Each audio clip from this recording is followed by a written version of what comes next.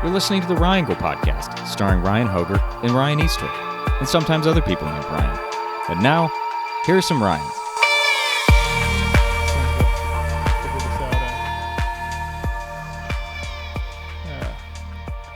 Word style.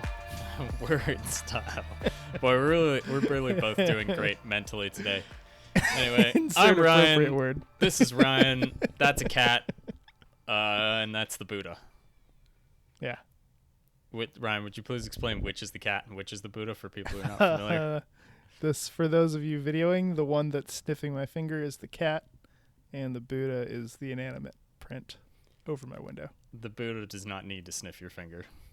No. The Buddha the cat does. The Buddha is your finger. Yes. And is all fingers. And the sniffing. And the sniffing. I am the sniffer, the sniffed, and the sniffing in one. Oh, did you need to clap for your audio there? Wicked. Clap it. You can't snap. I got one hand holding my mic here. I'm gonna have to go frame by frame and see. There we go. We'll go with the snap. All right, that sounds good. I'm All sure right. it works. Hey, it's been a minute. Welcome back to the Rye Angle, In which Ryans have an angle on things. in which Ryans have an angle on things. For those of you who aren't following our personal lives, Mr. Hoger's started a new gig, and so our shipping schedules are a little wonky. But we're gonna try to knock out a few of these before he goes to Vietnam, which has different connotations than Different connotations. 50 years ago. Indeed. And we were going to kick off with something we've been meaning to get to since Ryan M. suggested it, which was the 36 questions that lead to love. Okay.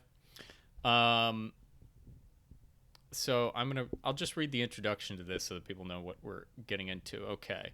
So this is from the New York Times, and it just comes up if you search 36 questions that lead to love. In Mandy Catron's modern love essay, To Fall in Love with Anyone, Do This, she refers to a study by psychologist Arthur Aaron that explores whether intimacy between two strangers can be accelerated by having them ask each other a specific series of personal questions. The 36 questions in the study are broken up into 3 sets, with each set intended to be more probing than the previous one. So we're going to probe a little bit and then probe deeper in an effort to foster intimacy.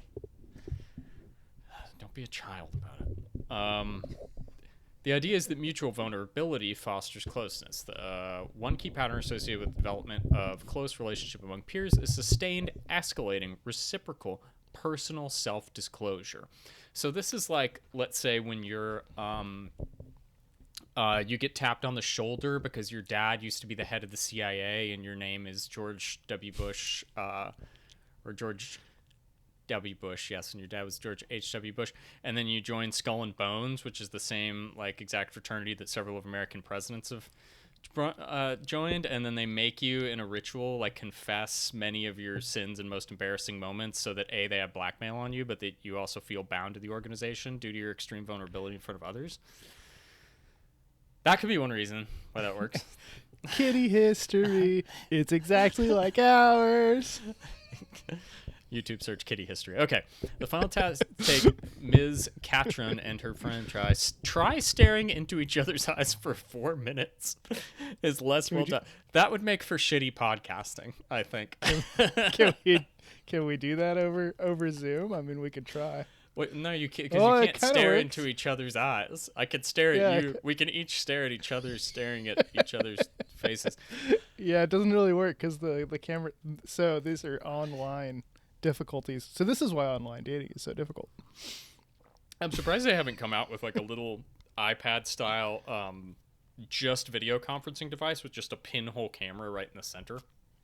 So you're actually like getting eye contact with people. I think you need the focal distance so you could. Yeah. You get a little antenna with the camera right there. Yeah. So then you could have like the focal distance. Yeah. Like I can do it right now. I try to bring your face up close to where does this look at all like No, let me center it. That Does this does. look at all like I'm looking at you? To me, no. No. Okay, still. That's as close as I can get you to the camera. So that's not going to work, but, next time we're in person, we can stare into each other's eyes for 4 minutes. Yeah. I know. I was planning on it. I feel like that 4 minutes with anyone would feel like 3 hours. How do you feel about the idea of staring into anyone's eyes for 4 minutes? 4 minutes is a long time. That's a long time. I mean, I think you'd start twitching and maybe have to go to the bathroom. Yeah, I could definitely have seen doing it in my 20s. As like an adult in a married relationship, I think I could certainly, my wife would be like, fuck no, we're not doing that. But like, can you imagine like being, so this is, a lot of people go to these questions for like their first or second date or something as like a default fallback thing. Like, can you imagine proposing, let's stare into each other's eyes for 4 minutes to anyone that you're dating? No, Like, I could see it. I could does. see it again in my 20s, in like a couple months into a relationship with someone was really into. I could see it. In past 30s, though, no. No. Why would that change with age? You're just over. I guess it would just feel too cheeseball at that point. Like, Yeah. maybe it's just the layers of man armor, emotional invulnerability kind of creeping in, all those calluses of being rejected form that sort of thick whatever, keeping you from doing such things. But I wouldn't be down later on in life.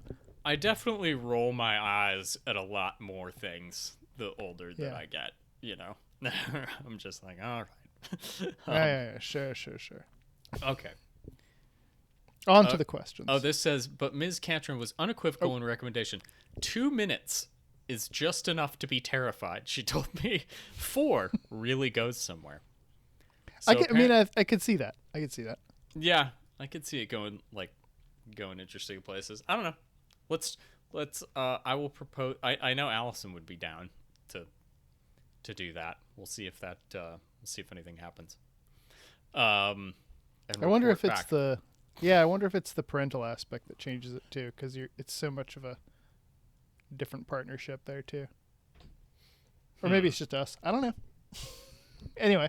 I don't know. I think it sounds weird to anyone because we're not used to doing that. I have just difficulty, like totally subconsciously, with eye contact, just in general. Like if I feel comfortable with somebody, I'm totally normal. But until you're like in my inner circle, I just will not make eye contact because I find it. This might be like ADD or like a pinch, like a little of autism God put into me. But I find it super intense. Like just like looking at a stranger in the eyes to me is like as intense as like being right up in their face and like smelling the breath coming out of their nose. Like It's really, really intimate. So I avoid it. Speaking of avoiding intimacy, let's try to do the opposite of that. Sorry, my charger here keeps getting not, so I may have to stop to adjust that at some point. Okay. Charging. All right. What? Oh, you're my computer charger. Yep. Yep. Roger. So, okay, there's 36 questions. I feel like if we're going, there's 2 ways we can do this. We could make this. We could go through them and go on as long of a tangent as we want with everything, or with any of them, and then it might turn into like a multi-part series because 36 questions, even if you go 3 minutes a pop, you're already at an hour and a half. So we can give that a wing, or we can like time it like 1 minute per person per like answer. But I don't know if that maybe defeats the purpose. Yeah, I don't want to do no quiz show. It's no limits. And no limits. And we might not finish the whole thing. That's not a big deal. Okay, so let's do it this way. If there's some there that we can like dig deep on that we feel good about, let's just go with it. If it's just a simple like, I don't know, I like spaghetti. Do you like spaghetti? Cool. Yeah. Fuck your pasta opinions. Awesome. Then we'll just move on. Like, That let's sounds not artificially linger on anything, I guess is what I'm No, but if something's interesting, then yeah, keep on it. Okay, so I have a knockoff version because I don't want to pay for the New York Times, but it says it's the same questions. So I think yeah, I think they're copied all over they'll the be the place. same. First one, given the choice of anyone in the world, whom would you want as a dinner guest? Is that the first question? Yes. Okay, That's that's the the one. first question. Okay, so I'll start with question 1, and then you may be the question 2 asker. So I'll be the odd one, and you can be the even one. Okay, yeah. So that was the other thing I was wondering too. So we're not both going to are we going to ask both people every question, or are we going to? Yeah, I think we both have a chance to answer, right? Okay. All right. All right. Yeah. Let's see how that goes. Okay, guys. Well, okay. And this is the other thing that I had. If we're going to be empirical about this, because we're testing the questions that lead to love or intimacy or vulnerability, do we want to talk? How do we feel now, and then talk about how we feel afterwards? Like, are we going to quantify it? Like, how loving and close do we feel with each other at present on a scale from 1 to 10? And then go from there. How are we going to talk about what actually happened and if it did anything? Let's consider doing a qualitative discussion because I already have a very high regard for you, Ryan Eastwick. I think we're already in a pretty close bromance. So I think a 1 to 10, you're already a 10. Oh man, see, I feel better already. You're like, Yeah, damn, you were only a 6, but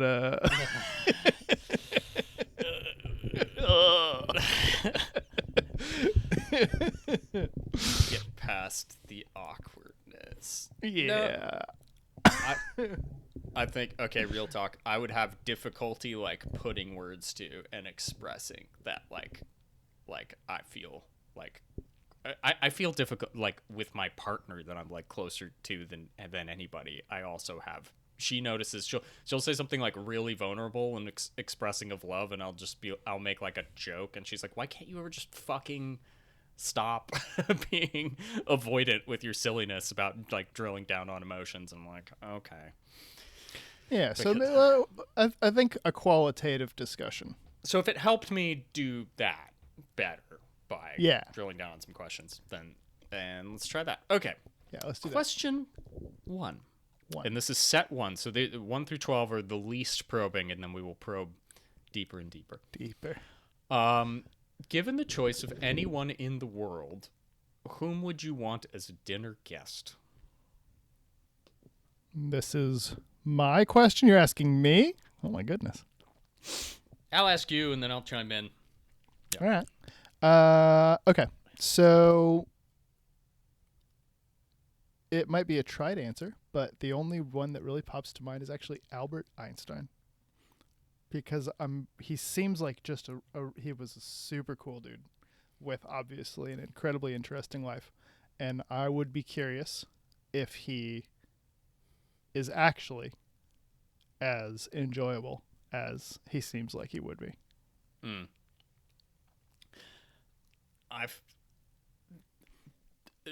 Do you think Albert Einstein would give two shits about talking to you? Because that's how I would feel. That's the question. I feel like Albert Einstein would be really approachable. Yeah? I could be wrong, though. Based on what, the picture of him with his tongue out, like, Wah. Well, his hair and shit, man. Like, what's that? Yeah, exactly. Like, Al seems chill. Yeah. Okay. And combined with being, one of the greatest scientific minds in history, I would want to test the legend and feed him spaghetti. I would just listen to his. I'd be like, "Could you explain that your whole time relativity thing to me?" And he'd try to break it down, and I'd think about it for a second, and I'd go, "But like, what if you're wrong?" I think he'd be like, "That'd be awesome." True. If I was wrong, that would be amazing. It would be amazing. What if I thought about this all wrong? I think he'd be a very enthusiastic guy, and that he would enjoy talking about his ideas, and that I would enjoy listening to him talk about his ideas, and we would. You know what you could do for Einstein that would make him extremely grateful is tell him, "Hey, bro, we've seen gravitational lensing." Oh, he'd like, be into it. Like, we put a fucking telescope. God damn it. You have a phone ringing. You're deviating from our intimacy.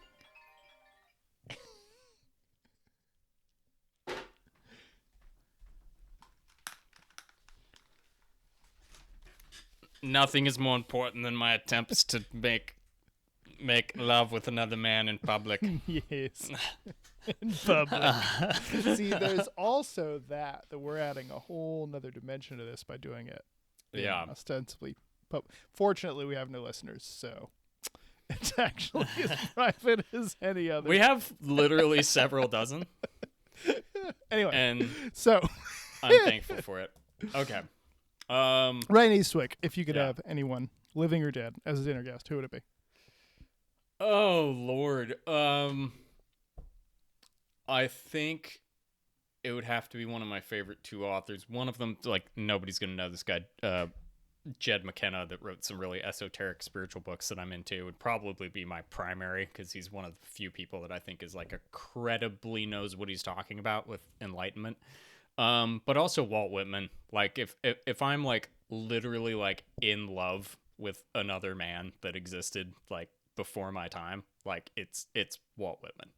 Like, I feel like a deep swelling like appreciation for that person. Like, I would kiss that man on the lips. And I'm about as straight as it gets.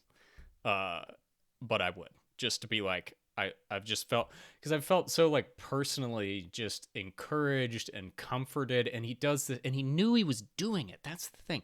When he's writing Leaves of Grass, he builds an intimacy across time, and he even says that's what he's doing. Like, he knows people are going to come to this book afterwards, and he's like, I know you, I see you. It's like everything that you would maybe like want out of a like ultimate partnership, friendship, romantic, anything with somebody, is this feeling that you're like seen and supported and like understood. Like, he makes me feel that way. This incredible ways. So Walt Whitman That makes would me be my read some dude. Whitman. Yeah. It's so good. It's just Anyway, Yeah. No, Twitter that's paid. good. Would you want to have them both over at the same time? oh yeah, because they Jed McKenna's a huge fan of Walt Whitman as well. So that would be a fucking dinner, like my tiny ant brain with some of the greatest like spiritual authors that have ever lived and written in the English language, in my opinion. Yeah. Yeah, that's two names for me to check out, that's for sure. All right, are you ready for the next question? Hit me. Would you like to be famous? In what way?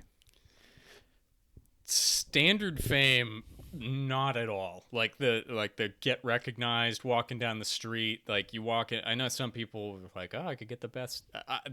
It sounds miserable to me. Like the kind of fame that like a Beyonce has, or that like Barack Obama has, just where you're just, everybody knows who you are walking down the street, sounds fucking awful.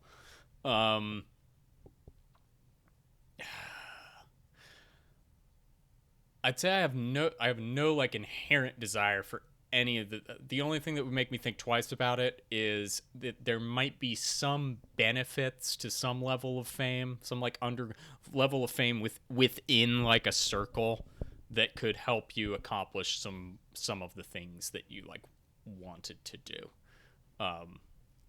So no, if I had fame, it would be like mild D-list celebrity sort of underground fame that got me, you know what, the kind of fame that gets you in the door with interesting people that you would want to be associated with. That would be the only, like, that would be the benefit to fame that I would like it's cool that I wouldn't want to be like Joe Rogan famous, but he gets to say, hey, any human on earth that I would like to have a conversation with, come on into my office, and they just go yes, and they show up. Like, that would be amazing. That sort of power. But, so it sounds like obscure podcaster is really just your ideal career. this is my dream. It's finally happening. Would you like to be famous, Brian? In any way? I think pretty similarly. Pretty similar level. I can speak with a little bit of experience to that very minor sort of fame, because where I was when I was hitchhiking a lot and juggling a lot, and even like at that point I had enough of a reputation that I would go to places like parties and festivals and stuff, and people would already know who I was, and that was cool. It'd be really neat. Like Just I had immediately to endear to people. What about the so let's say if your art had ever like blew up, right? Would you want to be famous in the everybody knows who Ryan Hoger is sort of way, or would you want to be famous in like the Banksy Daft Punk way, where it's like behind a mask and it's only the work? No, if I was gonna be that sort of famous, I would want to go full Salvador Dali. Just be the enigmatic. Yeah. Oh yeah, just definitely let it help you like. No, I would. Yeah, I would take a certain. I'm gonna back up a bit. I would take a certain amount of fame. I would definitely. My ego would be positively stroked by being, like a Dali figure. I'd be into it. I would complain about it. I would complain about it for sure. Yeah.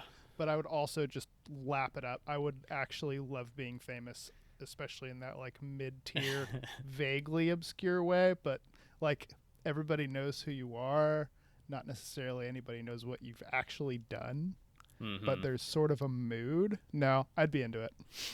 Yeah. I was gonna play it off and say, oh no, not really. But honestly, no, I would love it. No, don't give me your idea. Like, yeah, your best self-assessment, not like ideally how you would be, and that might be true as well if I ever like had experienced that, because I think as just a social monkey creature, there's a reason people crave it and embrace it, right? Probably all your little neurons in your brain that are attuned to social status within the hierarchy are like, yes, more of this. And they're all like going off, and they're like, I am the top monkey.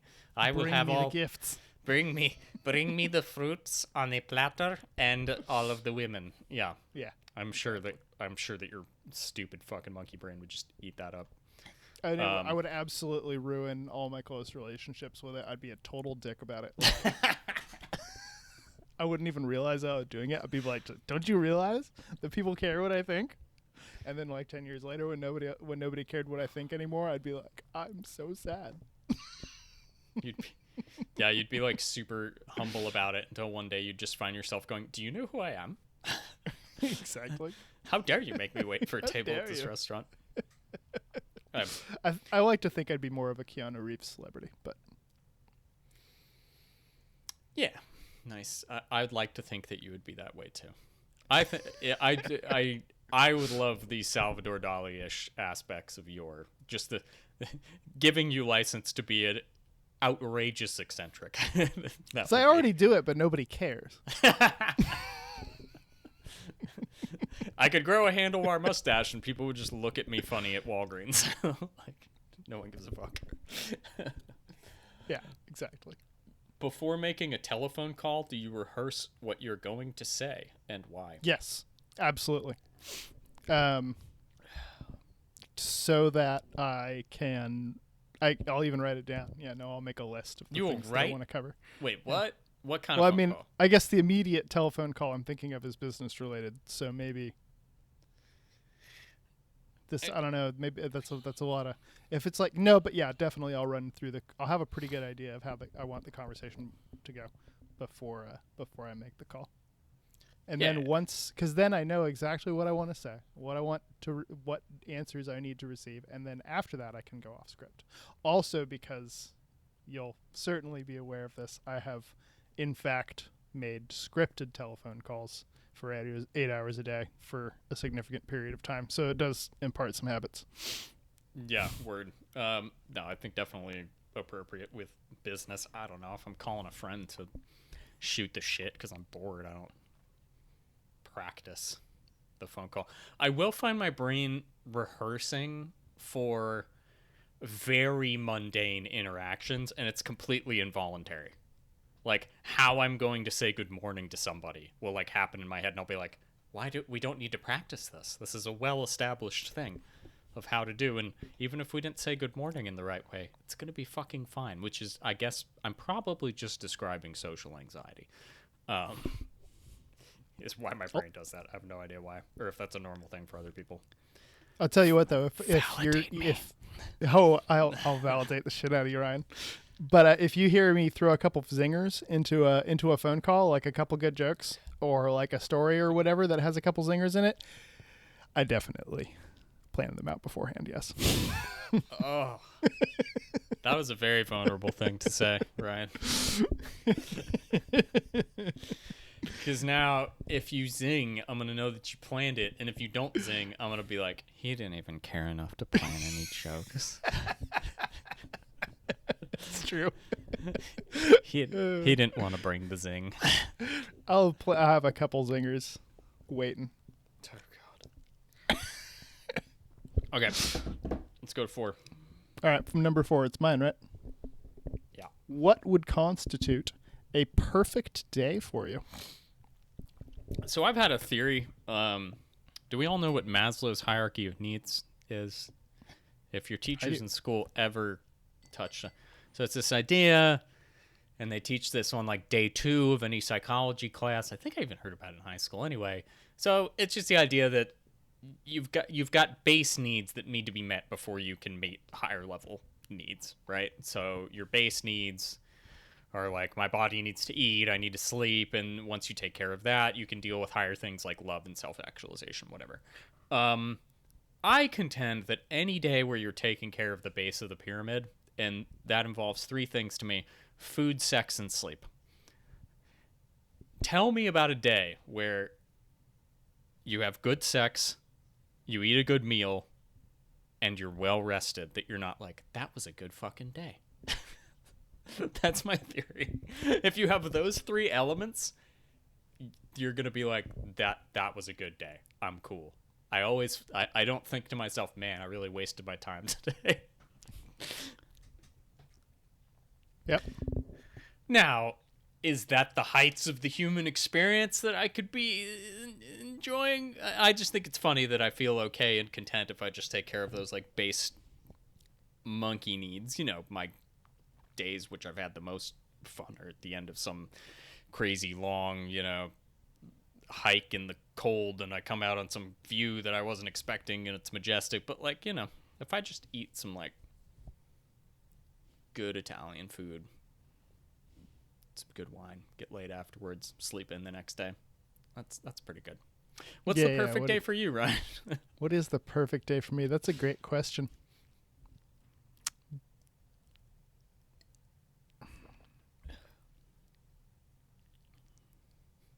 I'm having a hard time even answering that one. Like, what is a perfect... There's definitely a performance aspect to it. Like, I enjoy performing and being appreciated. So I guess it's the same thing that you just said, but adding a performance to it in which whatever I did was appreciated, whether it was fire spinning or juggling or honestly even work. Okay. That's interesting that's something that never occurs to me. So that's very interesting to me that's like a core value of the human experience that you have going on. Yeah, the actual feeling of being like on stage is pretty much unmatched as far as I'm concerned. I actually can say from experience that I can be missing the food, the sex, and the sleep. But if I get the performance, the stage time in there, then it's okay. Oh, interesting. When did you last sing to yourself or to someone else? To myself, all the time. To somebody else, the last time was probably singing a silly song at my children. We'll come up with silly songs about things that are happening throughout our day. Or we'll sing Perry Grip songs. Have you heard Perry Grip? No, but I lost the game. Oh, well done. I did earlier, but I didn't mention it. No, it's Perry Grip. So Perry Grip was the frontman for Nerf Herder. I don't know if you ever heard of Nerf Herder, but they're a very raunchy sort of pop punk group. Mm-hmm. And then at some point he went on to produce electronica children's songs, such as "It's Raining Tacos." out of the sky. I've heard the It's Raining Tacos thing. Don't even ask why. Just open your mouth and close your eyes. It's raining tacos. So the last time I sang to anybody was me singing Perry Grip to you. Hey, you cheated. Hey. Yeah, singing is definitely not a daily part of my life, but every couple of days. Yeah. And it's usually something ridiculous that I just made up, like, you just lost at your video game. You know. Yeah, same. I'll just be like, stirring the beans are wet. This is a spoon. It's just like, especially when my significant other is around, it seems to bring it out more. We both do that. We're just like, everything should be a dumb song about what you're doing in the present. Yeah, a serious song in which I had emotion to it and I like was singing it to somebody else with feeling. That would have been like when my wife was dating and I were dating. That's a long time ago. Oh, you like sang her a song to endear her, to court her. Yeah. No, to court her. Yes. To woo. A wooing song, which is just this woo. That's how you woo people. Women don't know it works on them until you try it. Yeah. What about you, Ryan? What's the last time you sang, and how often do you sing to yourself and others? I don't know that I have a great or interesting answer other than the one I just gave, which is just making up absolute fucking nonsense at all times. Like, looking for the cheese. Where's the cheese at? There you go, cheese. You came out of a cow. Get on my sandwich. Whatever I'm doing. Which is kind of funny because both of us are musicians. Yeah, there's just that language production part of my brain that just needs to be engaged, like at all times. I guess there's it's part of the train of self-narrative that's always going on, I suppose. I'll sing along with songs that I know. I'll get emotional singing Flaming Lips to myself. I just bought you a Shimmy on vinyl. That's what a fucking hipster I am.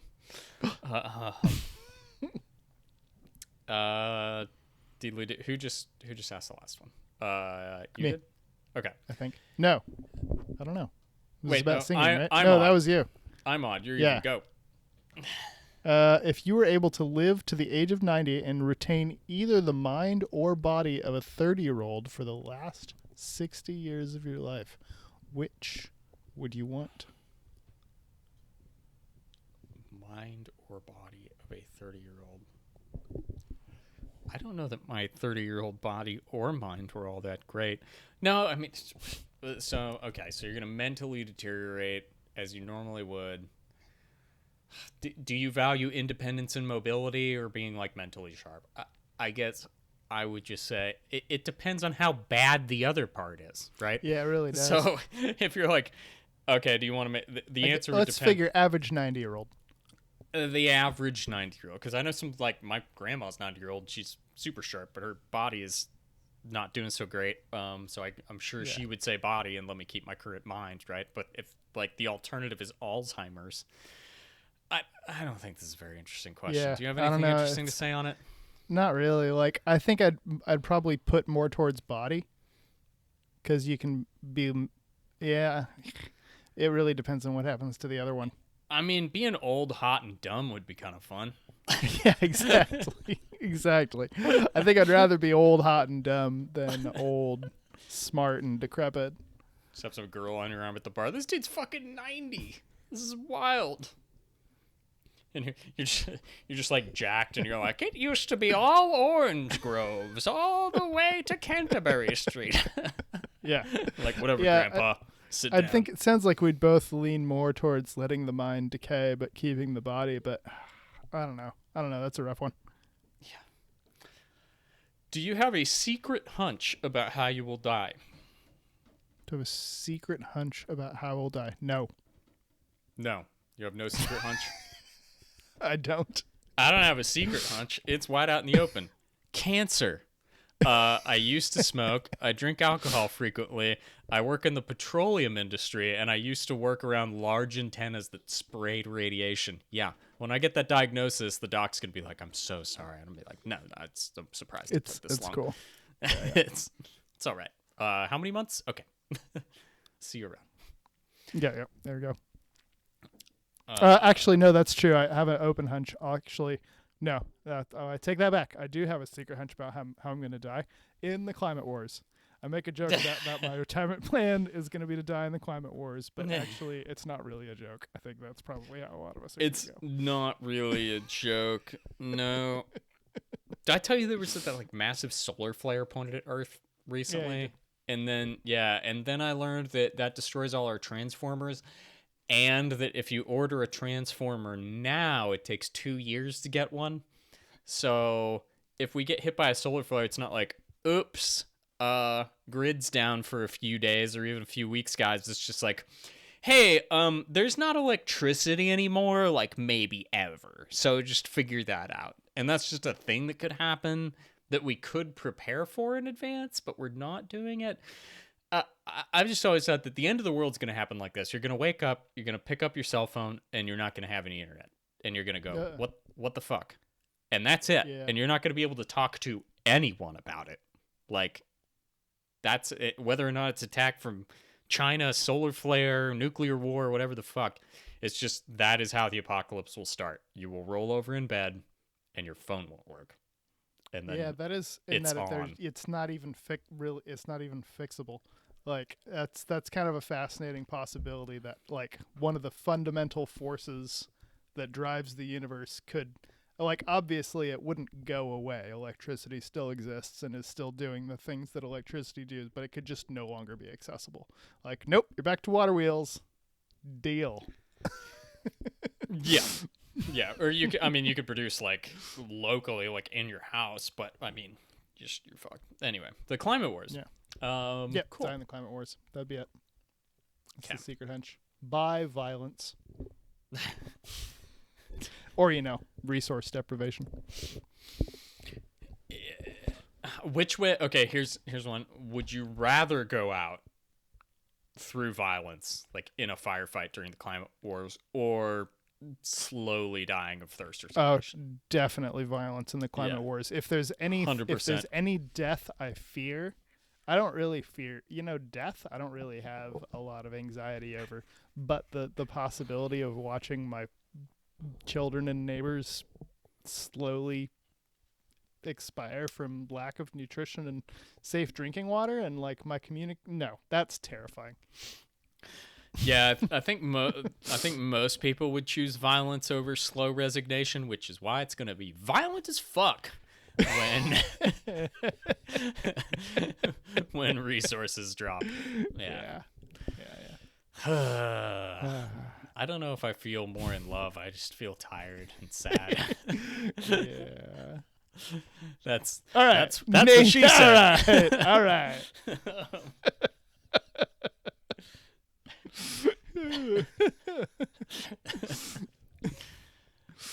All right, you ready for another one? Yep. Name 3 things you and your partner appear to have in common. I believe that's referring to the two of us rather than us and our partner. I originally read it the other way and been like, this wouldn't be a very good dating set of questions if that's what it meant. Yeah, I'm glad you said that because my dumb brain also went to that same place. Well, we're both cheating on somebody else. What do we appear to have in common? We have the same name. We're on the same podcast, and we used to go to the same high school. So yeah. There you go. There's some surface level answers, you fucking questions. You thought you could make me feel feelings, but you can't, because I'm just going to point out obvious surface things, and that's it. That's all you're getting out of me. I feel nothing. What do you think, Ryan? We have the same microphone. Yeah, see, keep going on that same vein. Oh, that's funny. We both have a desperate desire for outside validation that we try to satisfy through the internet. I mean, that's the internet. That's what the internet is. I mean, even pornography is basically a proxy for that. Pornography is something like, I don't know, what is it, 99.87% of the entire internet? Is it really that high still? Like that much? I know it was no. at some point it was really high. But it's quite. It's over half. I'm sure of it. It must be. Where is I going with that? Okay. Serious answer. I think that the thing we have in common that I value us having in common is what I can only frame as the existential perspective, and that goes for all my good pals. Like, if you can sort of do the mental gymnastics to step outside of yourself and have a sense of irony and humor about the like unknowability and basic absurdity of the human condition, you can be whatever shape or form of type of person that you want to be, as long as you can do that. Like, I am friends with like Mormons that have the ability to take things from the existential perspective. Like, you have to be able to do that. If you're just entrenched in whatever it is, like your own ideological BS, and you can't get out of that trench and see that there is anything else, like I can get along with you and be polite, but I don't like want to be close to you or be friends. Like, I'm just not going to do that. So that's what I think we have in common that I value about our dynamic. Oh man, now I gotta feel feelings. No, you don't have to. You don't have to feel feelings at all. You just make some flippant joke right now about a penis or something. I don't know. Hey, you know what we both have? What do we have in common, Ryan? Genitalia. See, there you go. You didn't have to think about those feelings, did you? You're totally distracted now.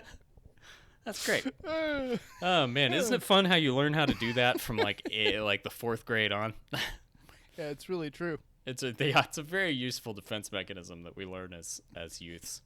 Humor. Yeah. No, I gotta avoidant do one. humor. I gotta do one. Because now I have to do one, because otherwise I'm suppressing my feelings, which is what this isn't about, right? It's what this is about, being vulnerable, or as vulnerable as we really want to get to a podcast audience. Let's go all the way. I just did it. I did it again.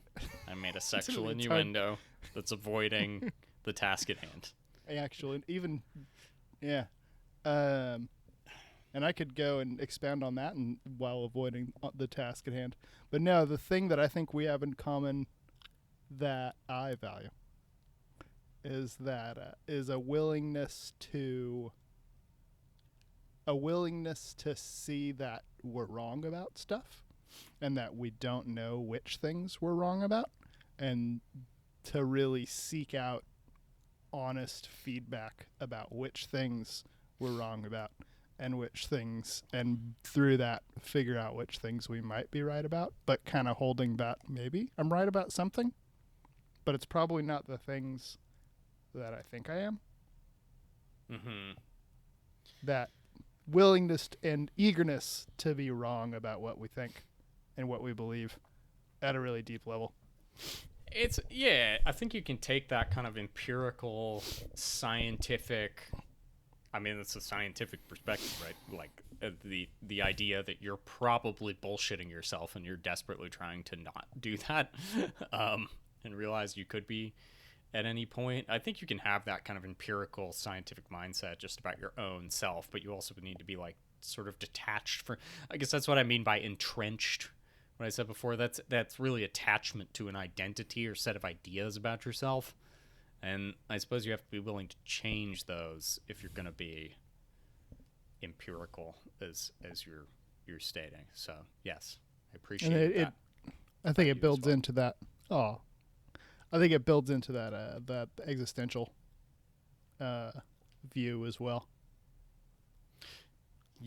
Yeah, absolutely. Well, there's just a humility in the or humility or detachment, however you want to look at it, in the existential thing, which is probably what's changed. I don't know. Even when I was religious, I was like, if you're going to go about the truth thing, you have to start from the presupposition that everything is possibly wrong. Like, you have to start from there, or else you're just, like, if you're not willing, if you come, like, we all come to planet Earth, or into adulthood, I should say, with, like, a set of assumptions that we were given and are on our culture or whatever. But at a certain point, I just don't feel like if you never paused at some point in your life and took inventory of all the baggage that came from your culture and your religion and your parents and all of this shit that just got schlepped onto you when you were a youth, and you gained some self-awareness, and then if you never just like emptied your sack out and laid it all on the ground and said, wait a second, what's here? Do I need this even? Like, if you didn't take an inventory, I don't feel like you're an adult. Like, I honestly, and I don't mean that in like a contemptuous way. I just mean that, like, that everybody I'm talking about, and you included, that has the sort of existential perspective and the ability to self-evaluate and have a healthy amount of self-doubt, not like shameful self-doubt, but like literally doubting the voices in your own head and your own ideas. Every one of those people eventually, sometime post-adolescence, whether it was their teens or their 20s, did that inventory and said, wait, do I really believe any of this crap that I have espoused when I was young? And like a lot of those people, they were like religious and now they're not religious anymore, or they weren't religious and now they are. They just did some kind of major overhaul of self-examination and rejiggering your values. Like, if you never did that, like if you're basically the same person that you were programmed to be when you're 13, like you're not a grown-up. You didn't do you didn't go through the full human experience. I don't know, how do you feel about that? I mean, yeah, definitely agree with that. One of my biggest questions about people is, don't almost everybody do that? No. And, that's what I keep hearing, No. but like I don't understand how you could not. I don't get it. Like, that's probably the biggest and maybe this is something we don't have in common, is that probably my biggest disconnect between my assumption about a new person that I meet, or the mass of people in general, is that they have done that. But there's all this empirical evidence that says no. And I don't think you necessarily are under that assumption like I am. Because I'm like, yeah, y'all are introspective, deeply thinking human beings, right?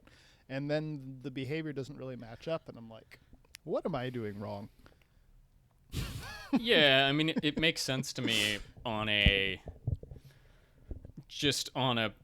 always, whenever I'm like pondering human behavior, I always just go back to, it sounds cynical, but whatever, slightly smarter monkeys is how and myself included, right? Like, we just came out of the fucking trees on like geological timelines, right? And so it would make sense that the vast majority of people would just get their social programming and just go with it, right? Just be reproducers of social programming. You don't want everybody reinventing the fucking wheel every single time, right? But I feel like that's how you, I don't know, like almost transcend the limitations of our species. Like you have to just, I don't know. Aristotle said self-examined life is not worth living, and I like deeply feel that way. And if you just came here and somebody wound you up like an automaton, and you spent your whole life walking to the grave, just what did you do? Like, why even show up to the party? Like, I don't. And it seems like a lot of people do that. And I guess we're kind of straying away from the questions here, but it's like the big question is for me is like, how? I don't understand that. But then it leads immediately to, why am I doing that? I'm not special. But you are special. Oh, thanks. No, I mean, I've had that thought. I think just in terms of my own like internal journey, it's, I don't think I'm that special, but statistically, compared to how most people that I meet, like, yeah, like, you got to be honest about it. You are special. It's different. Like, your experience, your internal experience, I think, is deeper and broader than most human beings. Like, let's just be fucking real about it. Like, I think that's true. This just turned into the Ryan elitist circle jerk, for fuck's sake. Though that dovetails nicely with what we were talking about. I think it was last week that there was that article showing that introspection is not evolutionally selected for at all. It accomplishes nothing in terms of your fitness. Yeah, I don't know. I feel like, okay, let me be a little bit meta about it, right? It's like when you Richard Dawkins came up with this idea of memes, which turned to like pictures of cats. But the idea of a meme was it was the basic unit of cultural information, and that cultural information reproduces it in itself in the same way that genetic information does, and it goes through an exact same sort of reproduction and selection process. And I think that kind of makes intuitive sense to everybody, right? Like, you have cultural ideas, they get sort of tested out in the real world, and some of them get passed on and some of them don't. Okay. So I think, much like sexual reproduction, the idea of sexual reproduction isn't to produce the exact same copy of an organism every time. You want it to be very much the same most of the time, but to sometimes be very different, right? So I've always thought of it as, if the human species is this big meta organism, this super organism, right? You want most people reproducing the cultural information that they were given, more or less rote, okay?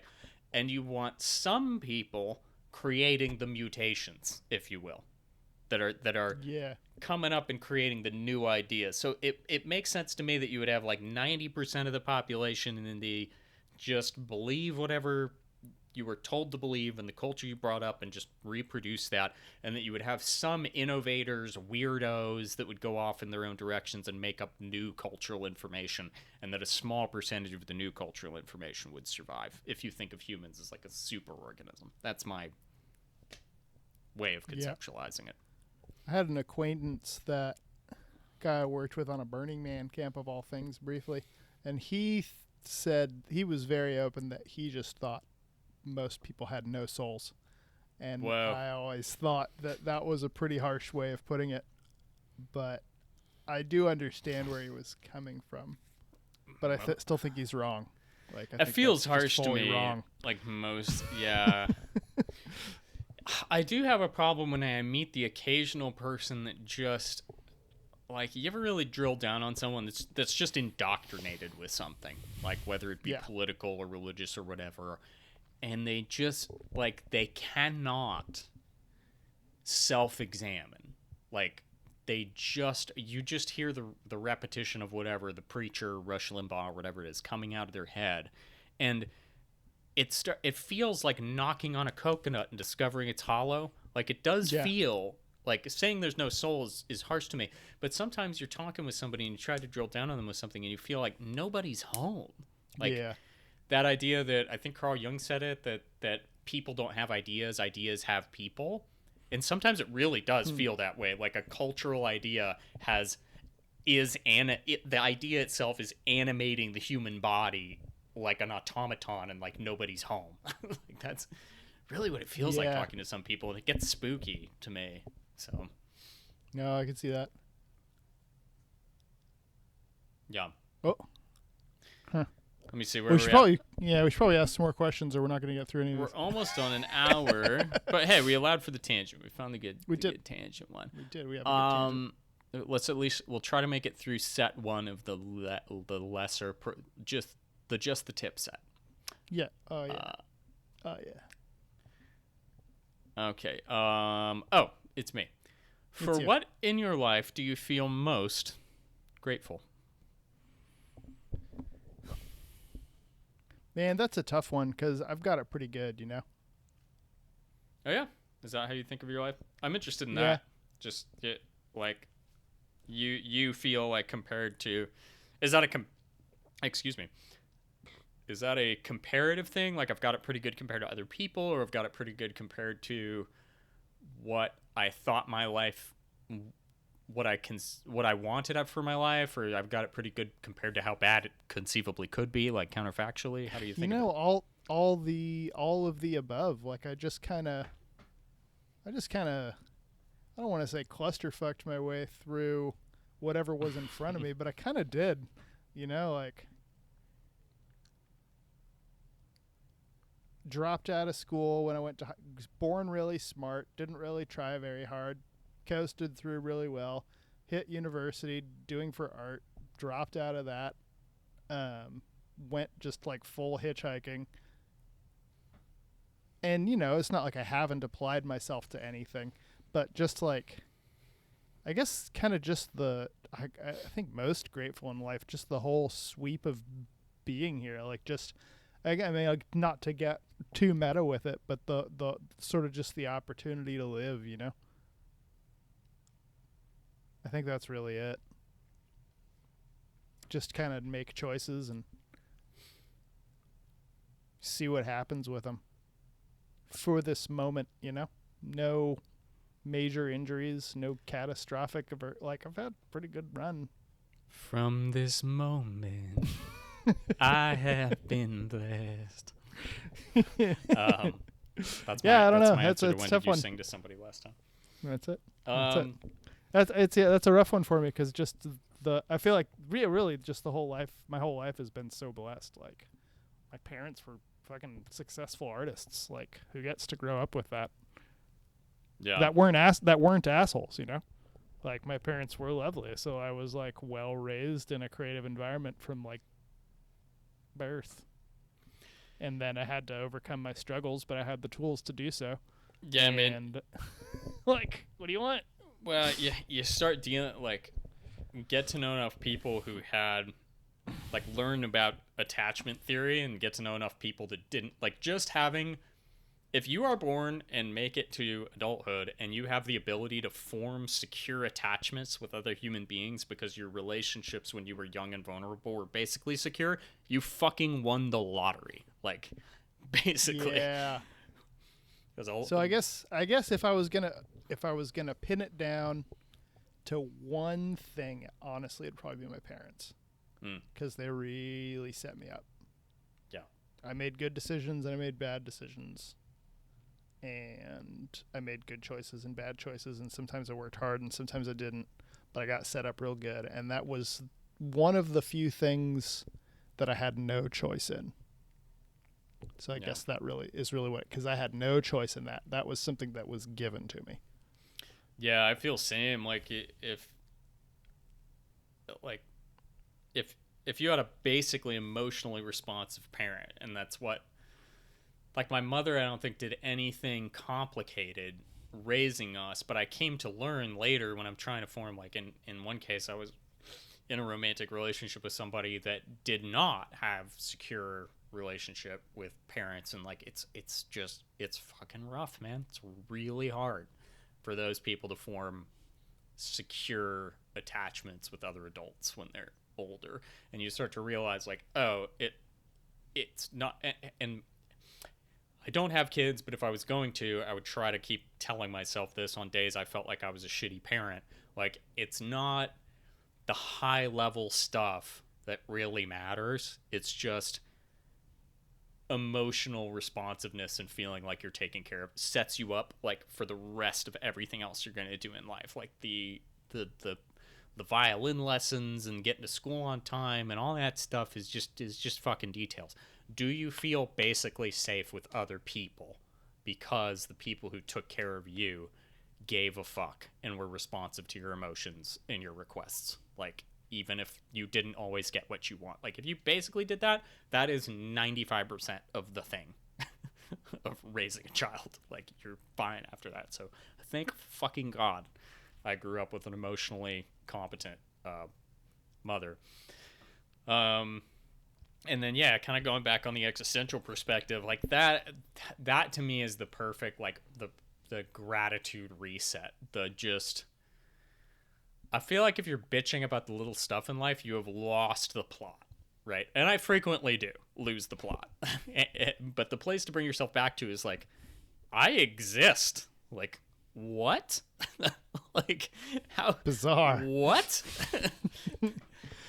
How is this even a thing? Like, it's raining outside. Rain exists. I'm here to see it. It makes noise. Holy shit. Like, just I think that's the place to like constantly find your. Oh man, I'm kind of just like talking out loud to myself about what I need to remind myself of when I get too bogged up in the human game. Is just that to me is like the wellspring of all like gratitude, joy, love for other people. The whole thing is the impossibility and improbability of just your existence. Like no conditions on your life other than like I am here, right? And maybe that's hard to say if like your life is basically fucking suffering. I can't speak from that point, so maybe can't speak from that point of view. Yeah, I mean, I could see being born into a life of just pure suffering and being like, "Fuck this! I'm not thankful to anybody," and I get it. Like, so if you're in, I guess that's hold on just a second. Hold on just a second. Yuri, go away, dude. I'm recording right now. The aforementioned child who did not want to go to school is currently attempting to climb through the cat door to chase his cat. You're raising a feral creature. Oh yes. Continue. I guess all children are feral creatures. Yeah, man. I mean, this might sound like eye-rolly cheesy, but I mean it sincerely. Like, if you are at all in a place to feel grateful for the fact of your own existence, you're in a good spot. Because there are some people that are born with like genetic conditions or horrible life circumstances that they would rather be dead. And you're not one of those people today. You might end up being one of those people at some point. But what's not crazy today. is some people were born into pretty decent circumstances, but with no emotions, where they're narcissistic sociopaths for no discernible reason. How bizarre. Yeah. Ugh. Yeah. Crazy variability among humans, but like, yeah, I just feel like that's part of the healthy, positive nihilism, like existential perspective, is just don't put any conditions on this thing. The fact that you got to be awake and see like anything is just an unfathomable miracle. And It's true. Gratitude's a funny thing. How do you conceptualize this? How do you conceptualize gratitude without a deity, right? Because I feel like this is maybe some of the impetus for inventing a deity in the first place. Like, I feel that emotion of thankfulness for my life, but I'm not like thankful to like anyone in particular. And yet there's a mysterious other somethingness from whence I came that I feel some kind of gratitude towards. Yeah, I guess I don't have to divorce the two. I'm not quite convinced. I don't even have to be convinced. I mean, I feel myself every time I think that. I feel like that the two are inextricably linked. I think you're right there, but I don't feel I think maybe because I didn't have any religious background and nothing put together to any particular book. I mean, or organized way of thinking about it, the two are just inextricably linked for me. Like when you're having gratitude to wherever your existence came from, that is inseparable from the divine. Like it's whatever that means, like whether your own consciousness is the divine, your brain in a jar or whatever, or whether it's something separate and larger that you're a part of, or separate that birthed you, or whatever the case may be. I don't know what the case is, but yeah, no, I don't think those things are separable. I agree. But I don't have a lot of baggage around the concept of a deity, and it's a very amorphous sort of a very, I don't know, existent but amorphous concept. You know what I mean? Like, I don't know what it is, but I mean, it's there. Like, I don't have to think. The fact that I exist is proof of it. As far as whatever there is, that's what it is. Yeah. And even if you're conceptually, like, I don't think that what my essential nature I don't see as separate from, what we're calling the divine in this case. And yeah, like, even if you're God, even if you're the Christian God, right, and like you are the Alpha and the Omega, wouldn't you still feel gratitude for your own existence? Because you didn't make yourself. You just came into being, and that's a mystery, right? So I think there's a place for gratitude no matter what you are, if you're a conscious being. Like, the fact that you can, like what you were saying about the gratitude for just existing, like, yeah, that's really it. You're able to feel gratitude. Like, how bizarre is that? That's an emotion. Yeah. You can feel emotions? How weird. Yeah. I don't know if that's a leftover, like, I always go back to evolutionary psychology, if that's a leftover primate thing, but like, it doesn't feel like it. If anything, feels like it transcends the limitations of our usual, eating, fucking, socializing monkey thing. It feels like both gratitude and awe are the emotions to me that are like towards the numinous divine other. That to me feel like it transcends the experience of like just being in the monkey body. Yeah, the the fact brain. that you're capable of conceptualizing something larger than yourself that is neither a source of nourishment nor something to be afraid of. Yeah. And there's one more thing on gratitude. I if somebody's listening, they've never been religious, I recommend some kind of ritual around saying grace. I think that is a good idea to take a pause, like the things we take for granted, man. I just saw some folks talking about it on Reddit, and I got to thinking about it again. Like, to sit before a plate of your food, I really enjoyed that ritual of pausing and saying, I get to eat today. And then you think about, like, where did this spinach come from? And you start picturing all the people that worked to make this possible, and the guy that drove the truck, and everything that was involved to bring food to your plate. And on some fundamental level, like, you don't like deserve it, really. It's not to just not take that for granted on a daily basis. I think is a cool thing. Like, even if you're not saying a traditional like Christian grace, I think just pausing before you eat as a gratitude ritual is a really, really helpful, cool thing. Yeah, I'm with you there. On a daily basis. So, okay. What is the new one?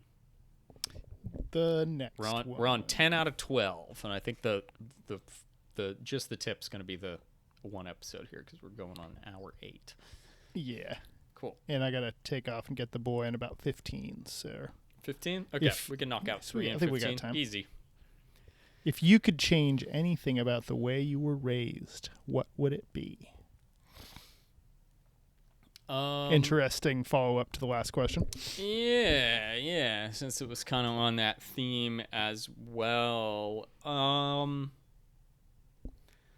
I read one of Malcolm Gladwell's books. He's the guy that wrote Blink and the thing with, Outliers, right? And I think I was reading Outliers.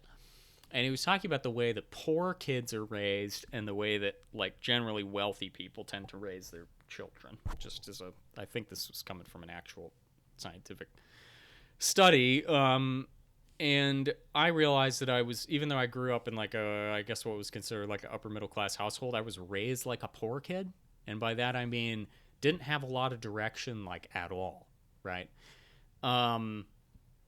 So in some ways, I think it would have been better for me to like have had a plan during around like my summertime. I was just fucking off doing nothing, right? Was left completely to my own devices. Parents gave in very easily to me being like, I don't want to do this anymore, and I would just not do that thing anymore, though I sympathize from our previous conversation, like, you can't physically drag a child to go do a thing. So I don't know, a little more like stimulation in that direction, but I don't actually, in truth, I see my upbringing in a greater context of, like, I like the way I am now, okay? And I can say that, well, I wish my upbringing had fostered the things that I value now more. However, growing up in a situation which was like evangelical Christian household, that sort of thing, forced me to develop a mind that could dissect those sort of like arguments, and it allowed me to go through this experience of like almost total internal emotional and intellectual transformation that I don't really want to, I wouldn't really give that experience up. I think that I had to fight my way out of that paper bag and like became a better boxer for it. I'm sure there's a better terminology, right? But like sometimes the overcoming the thing is a better experience than if you were like, I don't know. You see what I'm saying? Like I don't Yep. I don't in any reality wish that anything was different, because I'm grateful for my life and how it turned out and how I turned out, and I it's all part of that. It couldn't have been any other way and worked out like how it was supposed to. So I don't know. I don't really wish anything different for it in reality. I feel pretty similarly. If there was kind of the same thing, if there was a thing, it would be holding more to account financially. Like I did not understand working for money, and I can look back and see it's because my parents paid for everything. And I wanted to do cool stuff, and they were like, well, yeah, that sounds cool. And I was like, but I want you to pay for it. And they were like, well, why don't you? And I'm like, because I don't have any money. And they were like, oh, okay, well, we'll get to pay for it. We'll pay for it. But then I got to go to Japan. I got to go to Europe. I got to go to art school. I got to do all these things. And I was like, I don't really feel like paying. I don't really feel like working for it. And they're like, well, you should. And I was like, I don't want to though. And they're like, okay, we'll pay for it. And if there was, I grew up with a very poor sense of financial responsibility, like understanding. I didn't really get what it meant to work for a living until I was like 30. 28, 30s, after I had kids and had to provide for them. So probably like 28, when I finally figured out how to actually work for a living. But like you said, I wouldn't be who I am now if I hadn't done it in the same order. So I don't really wish it was different. But if I was going to change it, that would be it. See, the point of this podcast is that white privilege is really a burden, everybody, and it's very hard. It's very hard. I guess I kind of had the opposite. Is I got raised like a rich kid, but we weren't really that rich. Yeah. Didn't actually have a trust fund. I just acted like it. No, I definitely have that concept coming from like just everybody doing pretty well, and like the economic class that my father grew up in like does not exist anymore. Like everybody lived a pretty good life, and my neighbors were like a firefighter and a cop, and they're living in houses that probably now in California cost $1 million plus. Oh right? God, like El Dorado Hills. Oh, it's got to be so expensive now. Unbelievable. The house that I grew up in, I think, is worth, like, if you look it up on Zillow, it's like $1.3 million. Yeah, I'm sure it's similar for mine. There's no way, like, I could in my lifetime afford that house, and my father did it on, basically the same income as me. So, anywho, this is an interesting one because we basically know each other's life stories, I suppose. I don't know. Take this in any direction you want. Take 4 minutes or less and tell your partner your life story in as much detail as possible or less. Yeah, that's going to be an interesting one. Well, we just kind of went through a lot of it there. With the early days there.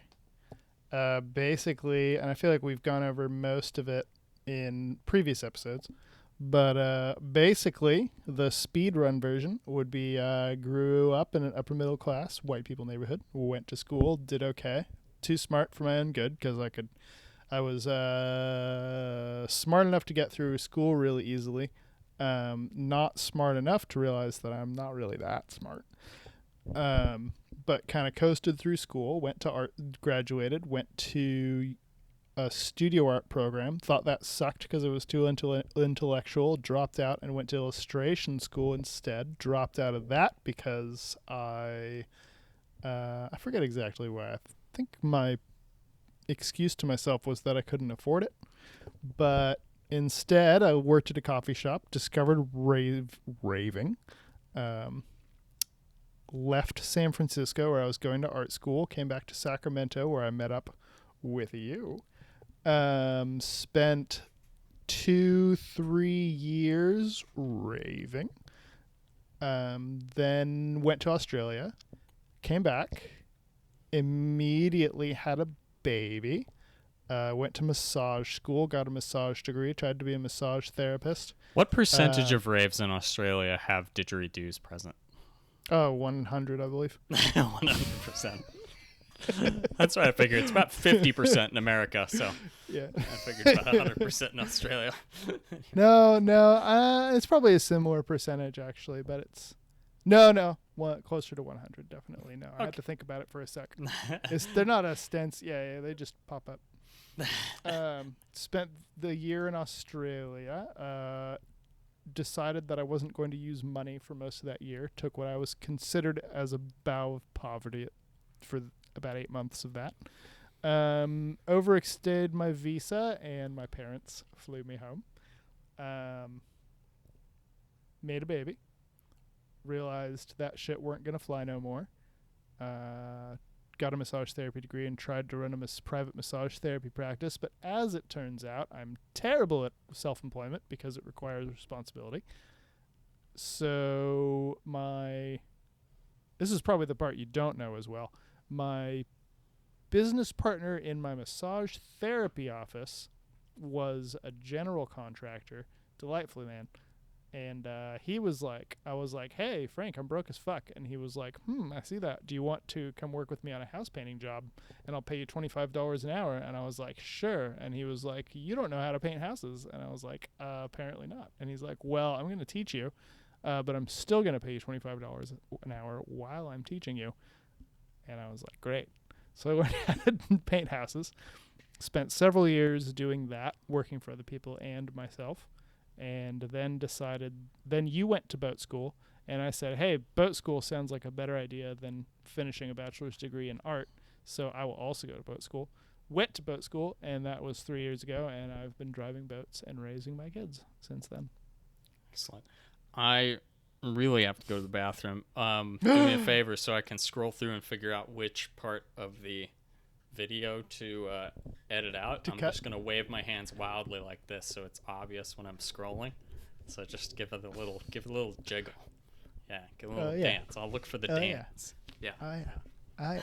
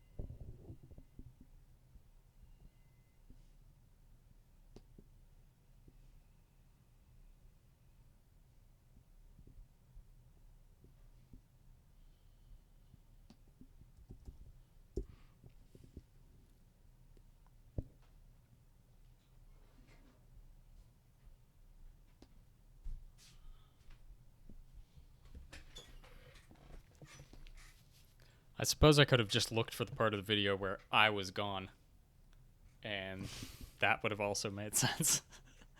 But if you did that, you wouldn't get this dance.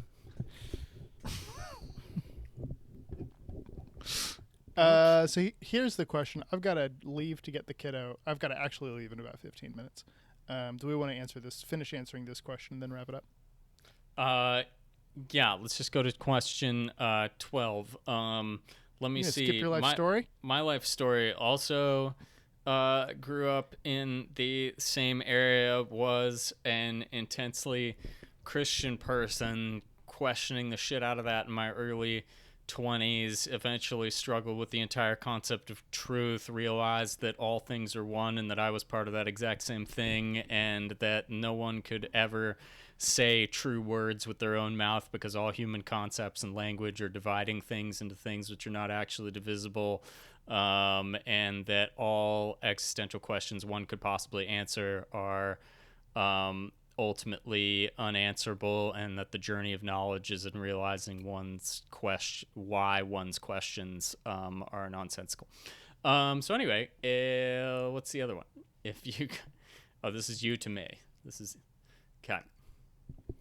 If you could wake up tomorrow having gained any one quality or ability, what would it be? Whereas I'm thankful for many of the things in my life, I don't see any advantage to the ADD that I've got to deal with.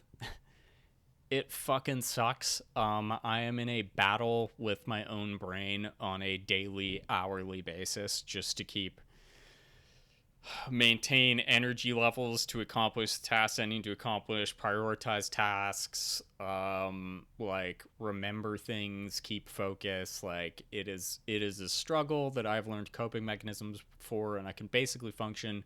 But if I can make that go away with a snap of my fingers, I fucking would do it. I don't see any advantage to it whatsoever. That is the thing I would change. What about you? Mine is actually one, I guess, kind of a negative. I would love to be a little less judgmental. I have a tendency to talk shit, and it doesn't improve my quality of life. I would love to talk less shit. I guess to be more positive about the people around me. Mostly it's in a work context that it bites me in the ass. I would love to not talk so much shit. I talk too much shit. Yeah, I try to do it too and be more positive. The problem is that people are just so fucking shitty, and if they stop being shitty pieces of shit, we could stop talking shit about that. Yeah. Yeah. I hear you though. Yeah. Same. It's not helpful though. It's like when my youngest, the one who didn't want to school, will be just constant complaining, and we tell him, it's like, no matter how much you complain about the thing, like that doesn't make it easier. But it is, on the other side, it's really satisfying to talk shit about someone that the other person agrees with you about, and you're both like, yeah. Yeah, well, it can be a bonding thing, right? I was listening to this NPR piece, and they can use like basically a cap that goes on your head that produces really strong electromagnetic fields. And it sounds like bullshit, but it works. It can like reverse people's Asperger's and autism like temporarily. Whoa. Crazy. Yeah, it's fucking wild. And so this woman was talking about her experience, and she said that she put on this thingy, and then she all of a sudden realized that all the people that had been picking on her whole life, that what they weren't doing, it wasn't personal towards her, that what they were doing was a bonding activity, an in-group, out-group, like bonding activity among themselves, and that it was making them feel closer. And like she got this brief window where the human interaction nuances that she was blind to were suddenly like, blah, her eyes were open to it. Where you get the difference between like friendly hazing and bullying. And she saw it, and she felt compassion for those people, and it was like an emotional change and realization that part was like permanent. Like she went back to not being able to understand when she didn't have the hat on, not being able to understand, basically back to the way she was, but she remembered that insight, that emotional insight, and it helped her get over the resentment and confusion and all that. Yeah. Just even if you just know in your bones, I might be reading this wrong. Yeah. Like all wrong. Is that fucking wild though? That works? Yeah, that's wild that works. Yeah. Yeah, absolutely wild. Yeah. No, I think if I can, bitterness, I think, is the one emotion. Like, a lot of other emotions are contextually justified, like anger, sometimes very contextually justified. But bitterness to me is the one that you can always be like, no. There's never a point in which you're just like bitter and resentful. You know what I'm talking about with that emotion? You're just like, fuck that fucking guy and that fucking thing. Right? That is it ever good? Is it ever productive at all? Yeah, on like in a larger scale, and like so there was, to take it political. I'm gonna end it. So we're gonna have to wrap it up. I'm gonna take it political a little bit really quick. Okay. So in like 2006, 2007, I had a sudden flash of like I forget what the context was, but just had a sudden image of George W. Bush, like on his ranch, climbing over a hill and witnessing a sunset and being just overwhelmed by it. And I was like, holy shit, I just had a moment of empathic connection with George W. Bush. And I still think he's a piece of shit politically and probably set the world back 50 years by his time in power. But I see him as a person now, and I can't unsee that. And the last 4 years or so, I've been like, damn, man, I don't know if I'm ever going to be able to do that for Donald Trump. Like, what a nightmare machine. But Yeah. I was talking with a guy at the beach when we went camping a couple weeks back here, and something came up, and we were talking about it, and we were talking about like what you wanted to accomplish in life. And I said something like, with the understanding that nobody picks where you get put in life. Nobody's got full control over where they start and what they're going to do. And like, cause you're born somewhere and you grow up in a place and with people, and nobody's got full control of their situation. We're all stuck here. And it hit me right in the back of my head. I'm like, Donald Trump doesn't have full control of his existence in life and where he is. And I'm like, fuck! God damn it! His youth was fucked. Fucked up. And I knew that, too. I knew that. So that came in. I was like, God damn it! There it is. Yeah. So, fuck the guy, but I can't hate him anymore. I can't see him as unhuman. I'm just like, fuck. No, the way Sam Harris put it born. recently is he said, I don't hate Donald Trump. I hate the fact of him, which to me is a distinct thing, and like the place that this person occupies in our politics and that sort of thing.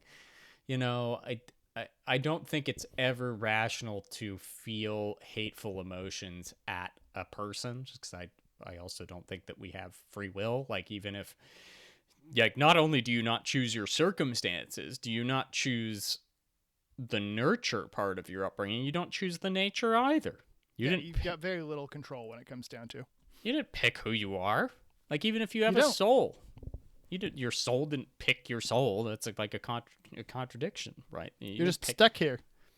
You didn't pick your own mind and emotions. Like, no, everybody's on their fucking trip. Now, you can like not like the things that are born of a person, right? You can be like, wow, that's probably shouldn't be fucking kidnapping and eating people, dude. Like, you can not like those things, but I think that bitter feeling towards another human, which would like, ultimately it probably exists in us as primates to like justify violence, is what it feels like. Yeah, more than likely. Yeah. It feels like it's a dehumanizing thing, that feeling of bitterness and hatred towards another person is just the thing that's going to motivate you to put an axe through their skull. Like, that's where it's ultimately going deep down. And I don't think that's ever rational, productive, positive to indulge in, right? So it's probably worth being aware, like you said, of just the fact that like shit talking is a soft version of that. right? Yeah. You're like Yeah, it is. laying the groundwork for violence, almost. You are. Yeah. Yeah, you are. Yeah.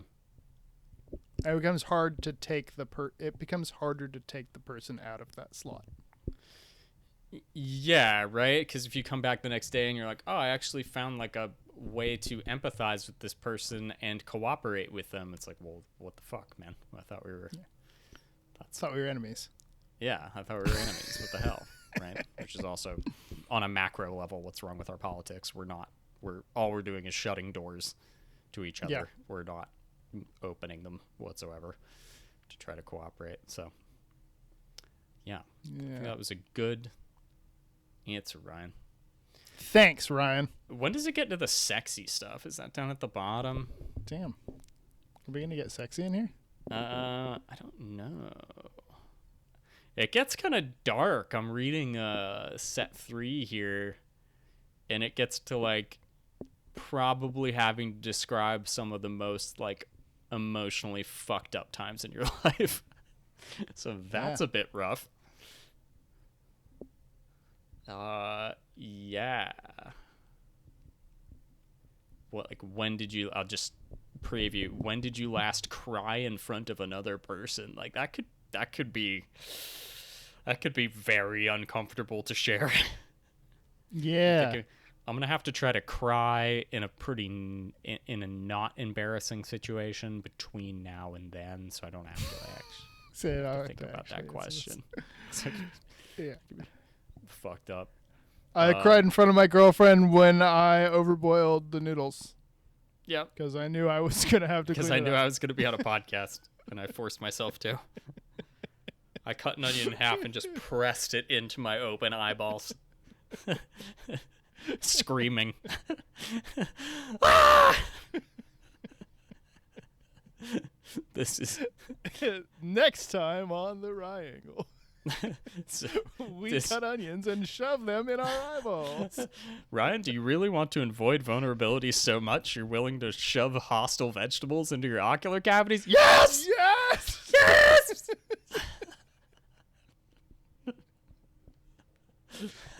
The answer is yes. Just grinding jalapeno.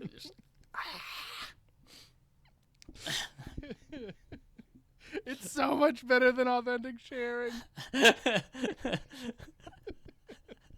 Making like eye salsa. It's basically better than authentic sharing. I mean, there's a question. Like, I feel like that should be your out. Like, if you can't answer a question, be like, what are you willing to go through besides this? Besides having... So you're suggesting we play Truth or Dare. Oh, that's what Truth or Dare is. I get it. But we're not actually going to do the dares. I wouldn't. 'Cause we're just being pussies about everything now. Pretty much. Oh, I just had a little tear come down my cheek just then from laughing. So there you go. That's the last time we cried. That's it. Don't have to answer that question. We already know the answer. Okay. Goodbye, everybody. Thank you for listening. Unironically, a good place to end. We have learned much by learning how much we resist learning. I've learned nothing. Nothing. Okay. We'll see y'all for round 2. Bye. Thank you for listening to the Triangle Podcast. Our music is by Tallac, Tallac. For more by Tallac, visit soundcloud.com/Tallac.